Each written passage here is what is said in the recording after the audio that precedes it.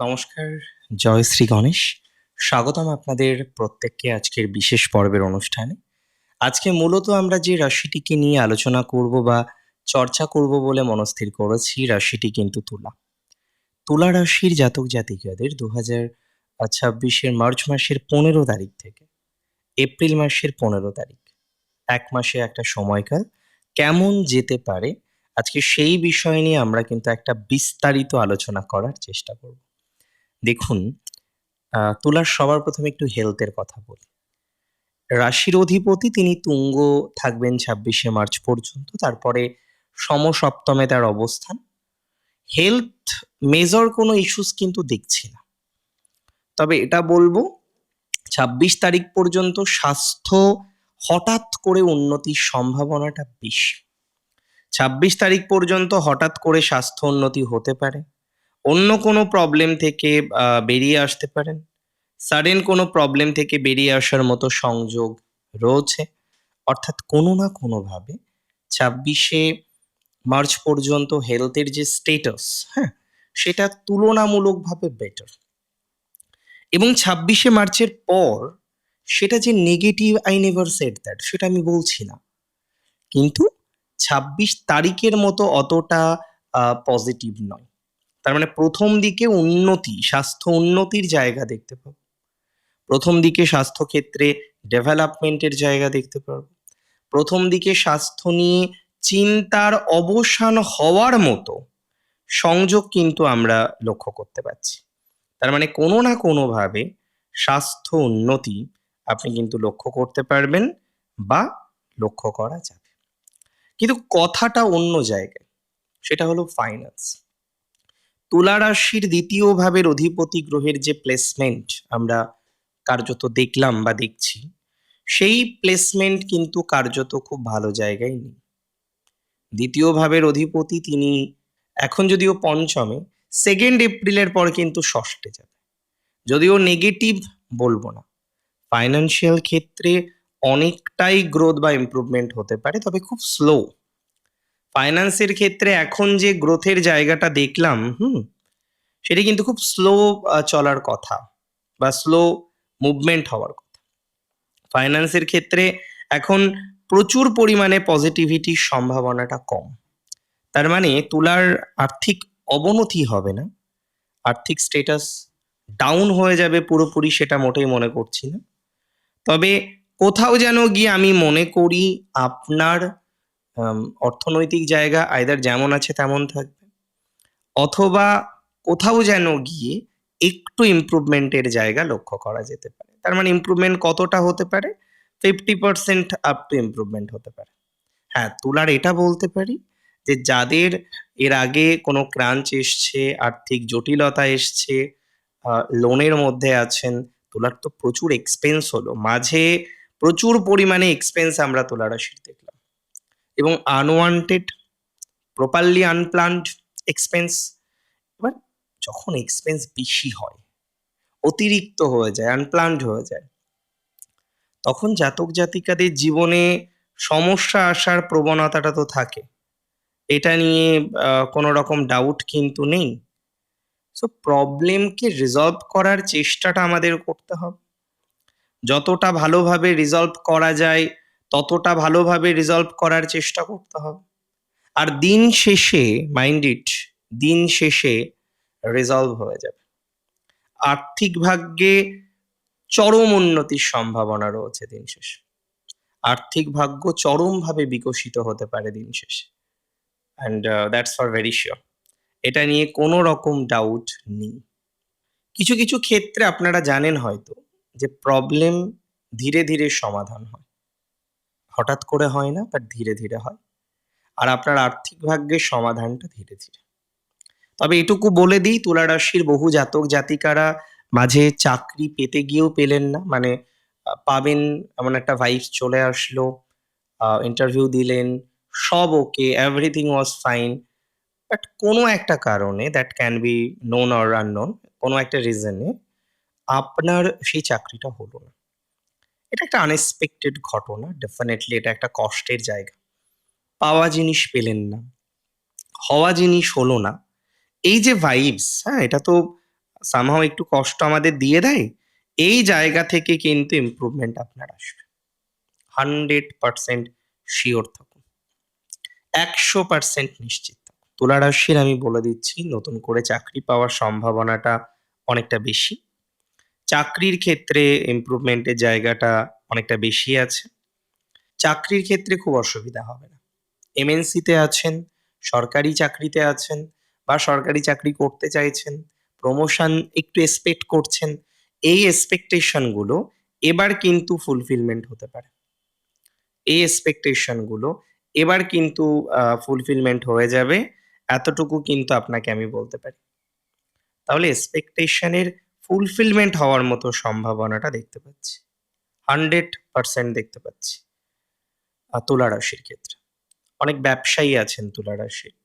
যাদের ব্যবসায়িক জায়গাটা নিয়ে একটা মতপার্থক্য, মনোপার্থক্য এগুলো চলে।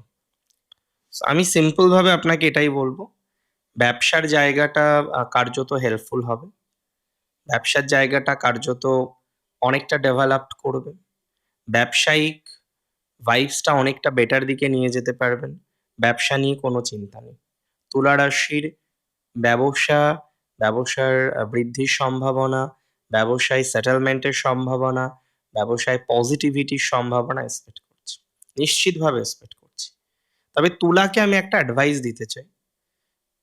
অনেকে, সবাই নয়, ভুল ট্রেডে আছেন। যে বিষয়টা নিয়ে আপনার ব্যবসা করার কথা নয়, আপনি সেই বিষয়টা নিয়েই ব্যবসা করছেন। যে ট্রেডটা নিয়ে আপনার ব্যবসা করার কথা নয়, আপনি সেই ট্রেডেই আছেন। সো এটা না আমাদের একটু বুঝে শুনে আম কন্টিনিউ করতে হবে। তা না হলে প্রবলেম হয়ে যেতে পারে।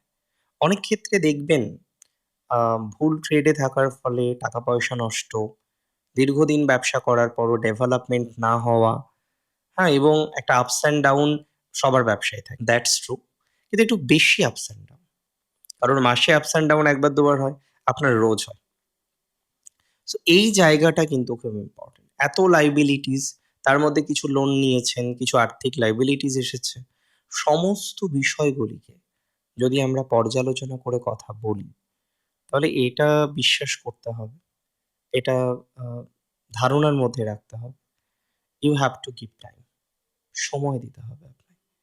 সময় দিলে ব্যবসা ইমপ্রুভ করবে এবং ভুল ট্রেডে যারা আছেন, সঠিক ট্রেড নির্বাচন করার চেষ্টা করুন। ভুল ট্রেডে লক্ষ টাকা ইনভেস্ট করার থেকে সঠিক ট্রেডে অন্তত কিছু টাকা ইনভেস্ট করা ভালো। সো আমাদের বুঝতে হবে যে কোন ট্রেডে আপনি আছেন। সেই ট্রেডে আদতেও আপনার জন্য পজিটিভ ভাইবস ক্রিয়েট করছে কিনা? সেই ট্রেড আদতেও আপনার জন্য ভালো কিনা? সো ব্যবসার ট্রেড সম্পর্কে পরিচিত হন। ব্যবসার ট্রেড সম্পর্কে একটা সঠিক কনসেপ্ট রাখুন। It's my advice. এটা আমার পরামর্শ আপনাদেরকে। একটু ট্রেডটাকে বুঝে নিয়ে পথ চলার চেষ্টা করুন। আরেকটা কথা আমি আপনাদের বলে দেব। বহু জাতক জাতিকারা আছেন আপনারা যারা কার্যত খুব বেশি চিন্তার মধ্যে আছে। এবং কিসের চিন্তা? তাদের পার্সোনাল লাইফ, ফ্যামিলি লাইফ। তুলা রাশির যাদের ফ্যামিলি লাইফ, পার্সোনাল লাইফ এটা একটা হিউজ আ আ নেগেটিভ বাতাবরণ নিয়ে আসছে। মাথায় রাখতে হবে একটু ধৈর্য শক্তি না রাখলে কিন্তু হবে না। ধৈর্য শক্তি রাখলে হয়তো ১০০% সমাধান না হলেও অনেকটাই প্রবলেম সমাধান হওয়ার মতো জায়গা আমরা পাবো। ৩ টে নক্ষত্র তুলার। নক্ষত্র চিত্রার হাসব্যান্ড বা ওয়াইফ মানে পার্টনারের জায়গাটা ভালো। চিত্রা নক্ষত্রের জাতক জাতিকারা পার্টনারের দিক থেকে ভালো ফল পাবেন। পার্টনারশিপে কিছুটা ভালো ফল পেতে পারেন। চিত্রার ইঞ্জিনিয়ারিং ডিপার্টমেন্ট থেকে যারা বিলং করেন সময় ভালো যাবে। ইঞ্জিনিয়ার যারা আছেন চিত্রার মধ্যে প্রচুর জাতক জাতিকারা তারা ইঞ্জিনিয়ার আছেন। ভালো ফল পাবেন।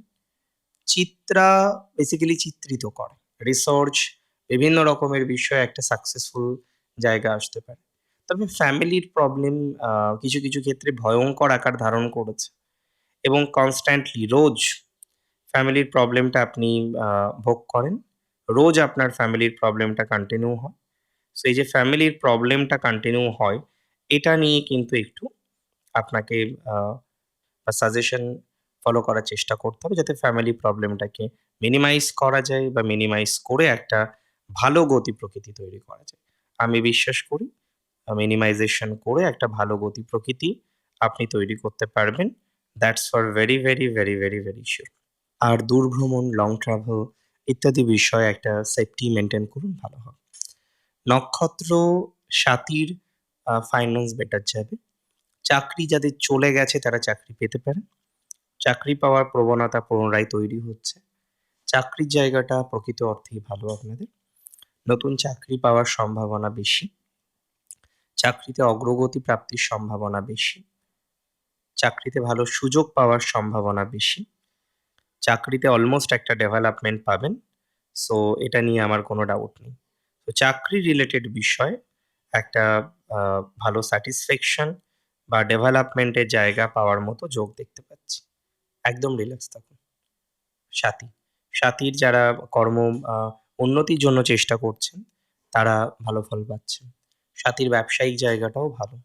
সাথী নক্ষত্রের সবথেকে বড় সমস্যা হচ্ছে বন্ধুভাগ্য। এটা নিয়ে একটা সমস্যা হয়েছে। চাকরির জায়গাটা সাথীর ভালো। ব্যবসায়িক প্রতিষ্ঠান বা ব্যবসা রিলেটেড বিষয় নিয়ে একটা ভালো ফল পেতে পারেন। এতটুকু সিউরিটি দিতে পারি। ব্যবসা নিয়ে আমরা অনেকটা স্যাটিসফ্যাকশন এর জায়গা পাবো। 100% সিউরিটি আপনাকে দিলাম। ব্যবসা নিয়ে, ব্যবসায়িক বিষয়বস্তুগুলো নিয়ে প্রচুর, প্রচুর, প্রচুর পজিটিভিটি সাথীর আছে। ম্যারেজ লাইফ এর সাথে অনেকটা গ্রো করতে পারবেন। ম্যারেজ লাইফ এর অনেক প্রবলেম সাথীর মিটতে পারে। নক্ষত্র বিশাখা, বিশাখার বন্ধুভাগ্যটা ভালো নয়। বিশাখার শত্রু প্রচুর কারেন্টলি, প্রচুর শত্রু। বিশাখার ফ্যামিলি লাইফে একটা প্রবলেম চলছে। তবে ফাইন্যান্স কিছুটা ভালো হবে। বন্ধুভাগ্য কিছুটা ভালো হবে বিশাখার। বিশাখা কিছুটা স্বাস্থ্য উন্নতি দেখতে পারবে। দূর ভ্রমণে বিশাখাকে সচেতনতা অবলম্বন করার পরামর্শ দেব। বিশাখা কিছু টাকা পয়সা পেতে পারেন। সেটা যেকোনো সোর্সেই হতে পারে। তাহলে যেকোনো সোর্সে বিশাখার একটা টাকা পয়সা পাওয়ার মতো জায়গা কিন্তু রয়েছে, এটা বলতে পারি। একটা ফাইন্যান্সিয়াল গ্রোথ এর জায়গা রয়েছে, সেটা বলতে পারি। ফাইন্যান্স নিয়ে বিশাখার খুব সমস্যা হবে না। ফ্যামিলি আর শত্রুটাকে মেইনটেইন করুন। আর এডুকেশনের ধারাটাকে ঠিক করুন। অনেক বিশাখা আছেন এডুকেশনের ধারাটাকে ঠিক করতে পারছেন না। তো যারা ঠিক করতে পারছেন না, তাদের আমি বলবো এডুকেশনের ধারাটাকে ঠিক করার চেষ্টা করুন। তাতে ভালো ফলাফলগুলো আসবে। That's for very, very, very, very, very sure. And বাকি যেগুলো বললাম সেগুলো তো স্মরণ রাখতে হবে। স্মরণ রেখে আমাদের পথ চলতে হবে। আমি বিশ্বাস করি তাতে আমাদের গ্রোথ বা অপরচুনিটিস বাড়বে। ভালো থাকুন আপনারা, সুস্থ থাকুন, স্বাভাবিক থাকুন। জয় শ্রী গণেশ।